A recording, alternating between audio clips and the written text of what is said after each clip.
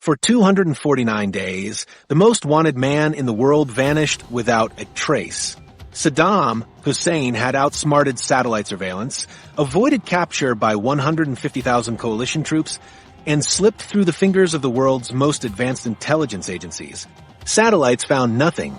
Electronic intercepts turned up empty. Mass raids on palaces and government buildings produced zero results. But what if I told you that the key to finding him wasn't cutting-edge technology or overwhelming military force? It was something far simpler: human intelligence and a complete shift in strategy. The real story of how America hunted down Saddam Hussein involves lesser-known techniques that transformed modern manhunts forever. It all started when Baghdad fell, the invasion that started everything. March 20th, 2003 marked the beginning of the invasion, and by April 9th, Baghdad had fallen in just 3 weeks, faster than anyone predicted. American tanks rolled through the streets while Iraqi citizens cheered and widespread looting followed the collapse. Coalition forces controlled every major city, every airport, every military base. But in the chaos of victory, military commanders faced a terrifying reality. Their primary target had simply vanished. Saddam Hussein was nowhere to be found. Not in his presidential palaces, not in his underground hideouts, not in any of the obvious locations where a dictator might make his last stand. The man who had ruled Iraq with an iron fist for over 2 decades had disappeared without firing a single shot in his own defense. For 150,000 coalition troops spread across the country, this presented an unprecedented challenge. They had just conquered an entire nation, but the most important person in that nation had slipped away like smoke. The initial search strategy followed standard military doctrine. Troops swept through Saddam's known residences in Baghdad, including the massive Republican palace complex that had served as the seat of his power. Searchers examined underground trapdoors and hidden hideouts he had prepared throughout his palaces and compounds. They raided government buildings, military installations, and the homes of known regime officials. Each location turned up empty. Intelligence officers examined Saddam's personal effects, his calendars, his communication records, searching for any clue about where he might have gone. But Saddam knew every back road, every safe house, every loyal family in Iraq. He understood that American forces would look for him in obvious places first, so he avoided them completely. Thermal imaging satellites could detect large gatherings of people, but not a single man moving between rural farmhouses, especially when surfaces beneath a few feet of earth often escape detection. Electronic surveillance could intercept radio communications, but Saddam had stopped using any electronic devices the moment the invasion began. The first intelligence reports painted a disturbing picture. Saddam hadn't fled Iraq on a whim when Baghdad fell. He had been planning his disappearance for months, possibly years. Former regime officials who were captured and interrogated revealed that Saddam had established multiple escape routes and safe houses throughout the country. He had distributed large amounts of cash to loyal supporters and had created a network of people willing to hide him indefinitely. The dictator had prepared for guerrilla warfare while publicly declaring he would fight to the death. Recognizing that this manhunt required specialized expertise, military leaders created Task Force 121, an elite unit dedicated exclusively to hunting high-value targets. The task force combined special operations forces, intelligence analysts, and interrogation specialists. Their mission was simple: find Saddam Hussein and the remaining leadership of his regime. But the task force faced immediate challenges. Iraq was a country of 25 million people spread across 169,000 square miles. Saddam could be hiding anywhere, and he had decades of experience avoiding his enemies. Early raids on suspected safe houses consistently turned up empty, creating mounting frustration among military commanders who had expected a quick resolution. Intelligence would point to a specific location where Saddam had supposedly been seen, only for troops to find abandoned buildings or frightened civilians who claimed to know nothing. Each failed raid not only wasted resources, but also alerted Saddam's network that American forces were getting close to certain areas. The target was always one step ahead. The psychological impact on coalition troops was significant. Soldiers who had expected to wrap up the entire operation within weeks found themselves conducting the same types of searches month after month. The initial euphoria of military victory began to fade as it became clear that the war was far from over. Troops started to wonder if they would ever find Saddam, or if he had somehow escaped to another country entirely. Morale began to suffer as the days turned into months with no progress. The stakes grew higher with each passing day. Intelligence reports showed that Saddam's continued freedom was having a powerful effect on insurgent groups throughout Iraq. His survival proved to his supporters that American power had limits, that the mighty U.S. military could not find one man even with all their advanced technology. Resistance fighters used Saddam's freedom as a recruiting tool, telling potential insurgents that their former leader was still alive and still fighting. Audio messages purportedly from Saddam began appearing, encouraging Iraqis to resist the occupation. Coalition forces controlled Iraq's cities and major roads, but much of the countryside remained hostile territory where insurgents could operate freely. Every day that Saddam remained at large strengthened the narrative that the Americans were not invincible. Former regime loyalists who might have surrendered instead chose to fight, believing their leader would eventually return to power. The manhunt was not just about capturing one person, it was about proving that the old regime was truly finished. Military commanders began to understand that finding Saddam would require completely different methods than those used in conventional warfare. This was not a battle that could be won with superior firepower or technological advantages. It was fundamentally a detective story, requiring patient investigation and human intelligence rather than satellite imagery and electronic surveillance. Conventional raids would need to be supplemented by interrogation-driven leads and a deeper understanding of Saddam's personal network. Intelligence officers realized they needed to understand how Saddam thought, where he felt safe, and who he trusted. They needed to map his personal relationships and identify the people who might be willing to protect him even after his government had fallen. This meant shifting from military tactics to investigative techniques, from hunting enemy soldiers to tracking a fugitive. The American military, designed to fight large-scale conventional wars, had to learn how to become detectives. The sobering reality was that one man in a country of 25 million people had advantages that no amount of military power could overcome. Saddam knew the terrain, spoke the language, understood the culture, and had spent decades building relationships with people who owed him favors. He could blend into rural Iraqi society in ways that foreign troops never could. American forces might control the cities, but Saddam owned the shadows. As summer turned to fall in 2003, it became clear that the hunt for Saddam Hussein would require new strategies and new thinking about how to find someone who did not want to be found. The most technologically advanced military in human history needed a way to turn every soldier into a potential intelligence gatherer to make every patrol a hunting mission.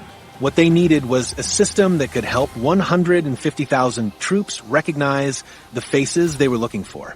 The deck of death. The solution arrived in an unexpected form. 3 weeks after Baghdad fell, intelligence officers created a deck of 55 playing cards featuring Iraq's most wanted fugitives. Each card displayed a photograph and details of a high-ranking Iraqi official, with Saddam Hussein designated as the Ace of Spades. His sons Uday and Qusay occupied the Ace of Hearts and Ace of Clubs positions respectively. The Defense Intelligence Agency distributed hundreds of these decks to every unit across Iraq, transforming 150,000 coalition troops into a massive identification network. These cards served as more than a novelty item. They represented a systematic approach to intelligence gathering that soldiers could use in the field. Troops carried the cards during checkpoint operations and raids, quickly referencing them when stopping vehicles or searching buildings.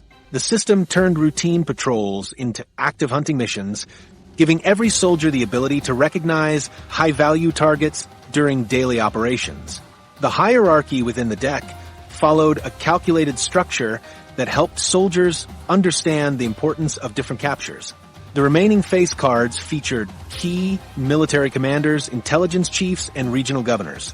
Lower-numbered cards included Ba'ath Party officials, tribal leaders, and government ministers. This ranking system guided troops toward the most valuable intelligence sources while ensuring no potential target was overlooked. The psychological impact on Iraqi officials proved immediate and profound. Seeing their faces printed on playing cards sent a clear message that the coalition viewed them as criminals rather than legitimate government officials. The cards stripped away their dignity and reduced them to wanted fugitives. Many officials who might have attempted to negotiate surrender instead chose to flee, understanding that Americans had already branded them as targets for elimination or capture. Within the first month of distribution, the cards proved surprisingly effective during routine operations. Troops manning checkpoints began recognizing faces from the deck among travelers attempting to blend in with civilian populations. Patrol units spotted wanted individuals in markets and residential areas. The visual reference system worked better than complex intelligence briefings or computerized databases that soldiers could not access in the field. The first major success came when coalition forces captured Abid Hamid Mahmoud, the Four of Diamonds. Mahmoud had served as Saddam's personal secretary and closest advisor for over 20 years. His interrogation provided the first detailed insights into how Saddam's inner circle operated and communicated. Mahmoud revealed that Saddam had prepared extensively for underground resistance, but he claimed not to know specific locations where the former dictator might be hiding. Capturing lower-ranking officials from the deck created a cascade effect of intelligence breakthroughs. Each detainee provided information about other regime members, their families, their properties, and their potential hiding places. Intelligence officers began constructing detailed organizational charts showing how different officials connected to each other and to Saddam personally. These relationships formed the foundation for understanding who might be willing and able to shelter the former dictator. The interrogation of Tariq Aziz, the Eight of Spades and former foreign minister, revealed crucial details about Saddam's paranoid security measures. Aziz explained that Saddam trusted very few people and changed his sleeping location almost every night during the final years of his rule. He maintained multiple safe houses, but never told even his closest advisors where all of them were located. This information helped intelligence officers understand that Saddam's protection network was smaller and more compartmentalized than initially believed. As more cardholders fell into coalition custody, a disturbing pattern emerged.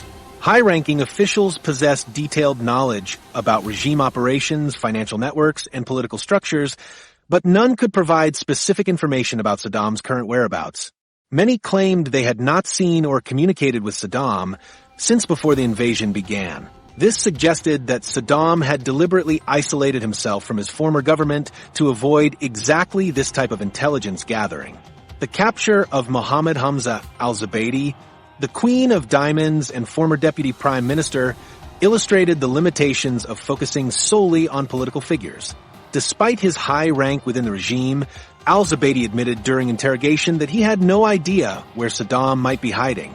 He explained that Saddam had stopped trusting government officials years earlier and relied instead on a much smaller circle of personal loyalists who were not part of the formal government structure. Intelligence officers began to realize that the playing cards, while effective at dismantling the former government structure, might not lead them directly to Saddam. The people who appeared on the cards were political appointees and military commanders who had run the country's institutions. But the individuals protecting Saddam were likely drawn from his personal security apparatus, tribal connections, and family relationships rather than government positions. This revelation forced a fundamental shift in strategy. Instead of continuing to focus exclusively on former regime officials, intelligence teams began investigating Saddam's personal bodyguards, drivers, cooks, and other support staff who had worked closely with him for years. These individuals had maintained physical proximity to Saddam and understood his personal habits, preferences, and security protocols. Unlike government ministers who conducted business in offices and official residences, these personal staff members knew where Saddam felt safe. By autumn 2003, coalition forces had captured or killed most of the high-value targets featured on the playing cards. The deck system had successfully dismantled the formal structure of Saddam's regime and provided extensive intelligence about how the government had operated. However, Saddam himself remained as elusive as ever, protected by networks that existed outside the official hierarchy that the cards had targeted. The cards had served their purpose as both an intelligence tool and a psychological weapon, but they had also revealed a crucial truth about the Manhunt. Finding Saddam would require understanding his personal relationships rather than his political ones. The people who could lead coalition forces to their ultimate target were not necessarily the people who had appeared on the most wanted list. They were ordinary Iraqis whose loyalty to Saddam was based on personal bonds rather than political positions.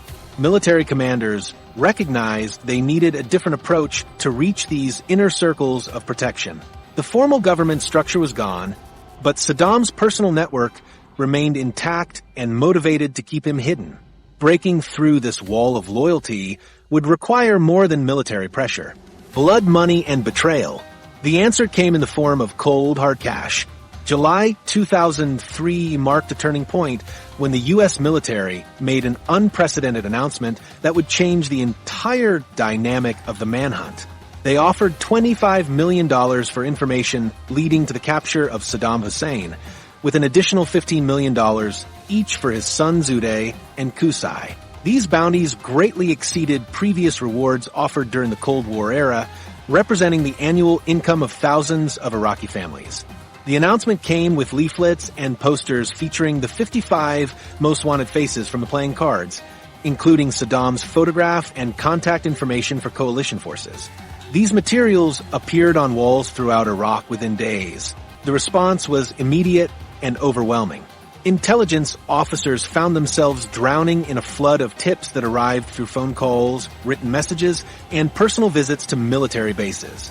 Iraqis who had never spoken to coalition forces suddenly appeared at checkpoints claiming they knew where Saddam was hiding. Some tips came from genuine sources who believed they had seen the former dictator, while others came from desperate people hoping to claim the massive reward with fabricated stories. Coalition forces received reports placing Saddam in dozens of different locations simultaneously. Callers claimed he was hiding in underground bunkers near Tikrit, in remote farmhouses outside Baghdad, in safe houses in Damascus, and even aboard ships in the Persian Gulf.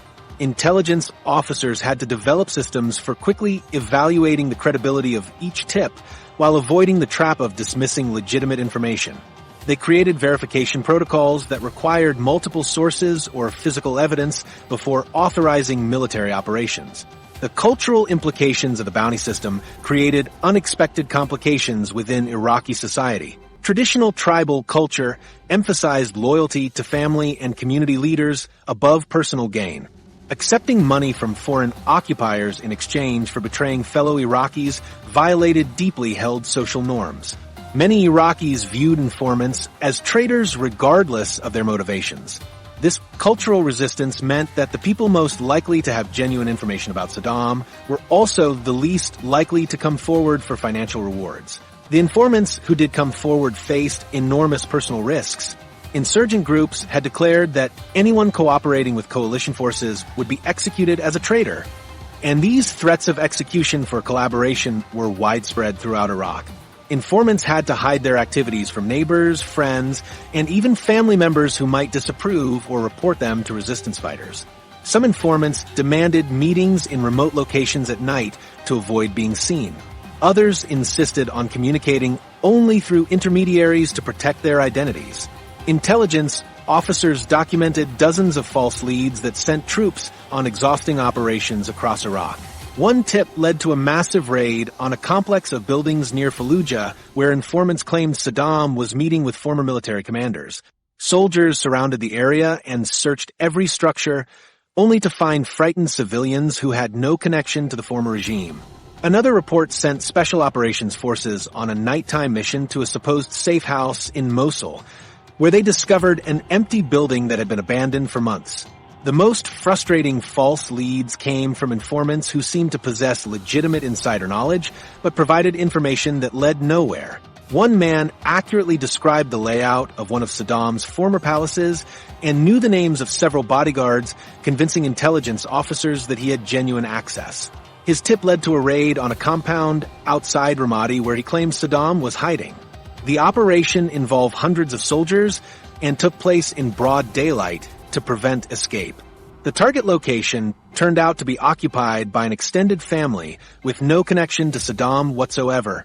Despite these setbacks, the bounty system inadvertently created a vast network of amateur spies throughout Iraq.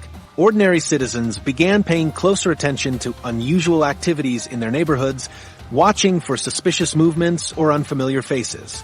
Taxi drivers started reporting passengers who seemed nervous or asked to be taken to remote locations. Shopkeepers noted customers who paid with unusually large amounts of cash or made bulk purchases of food and supplies. This citizen surveillance network provided a constant stream of low-level intelligence that helped coalition forces understand movement patterns and identify potential safehouse locations. Military intelligence units developed sophisticated methods for assessing informant credibility without revealing their own knowledge. They would ask potential informants to provide details that only someone with genuine access would know, such as descriptions of specific rooms in houses or the names of security personnel. They cross-referenced new information against intelligence gathered from previous captures and interrogations. Teams of analysts worked around the clock to separate credible leads from fantasy and deliberate disinformation. Coalition forces understood that someone in Saddam's remaining protection network would eventually be tempted by the enormous financial reward. $25 million represented generational wealth that could transform the lives of entire extended families. The psychological pressure of knowing that such a massive reward was available created constant tension within Saddam's security circle, where each person knew that any of the others might choose money over loyalty at any moment. The strategic decision to publicize the bounty amounts served multiple purposes beyond simply attracting informants. Public knowledge of the reward sent a message throughout Iraq that cooperation with coalition forces offered real financial benefits. It also demonstrated to insurgent groups that their threats had not prevented the establishment of a system that could turn anyone into a potential informant. The bounty created an atmosphere of suspicion and paranoia that made it increasingly difficult for high-value targets to trust even their closest associates. As summer progressed, intelligence officers waited for the breakthrough that would validate their strategy. They needed proof that the massive financial incentives could overcome cultural resistance and personal loyalty. The answer would come from an unexpected source in a city where coalition forces had been searching for months without success. The sun's fall first, June 22nd, 2003. A man approached the gates of a coalition military base in Mosul carrying information that would change everything. He walked calmly past the concrete barriers and razor wire, requesting to speak with American intelligence officers. When soldiers brought him inside for questioning, he made a claim that seemed almost too good to be true. He knew where Uday and Qusay Hussein were hiding, and he was willing to provide their exact location.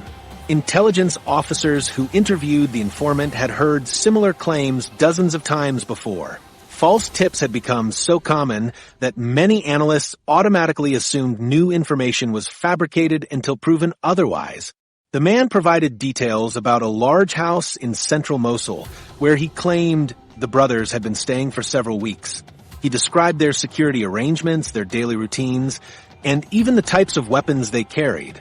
Unlike many previous informants who offered vague descriptions or secondhand rumors, this man spoke with the confidence of someone who had direct access to his targets. The intelligence team spent 3 days verifying the information through independent sources and surveillance operations.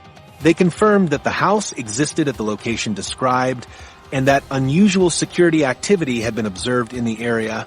Neighbors reported seeing armed men moving in and out of the property at irregular hours. Local shopkeepers mentioned customers who paid for large quantities of food with unusually crisp currency. These details aligned with patterns that intelligence analysts had learned to associate with high-value targets in hiding. Military planners recognized that this operation represented their best chance to capture members of Saddam's immediate family since the invasion began.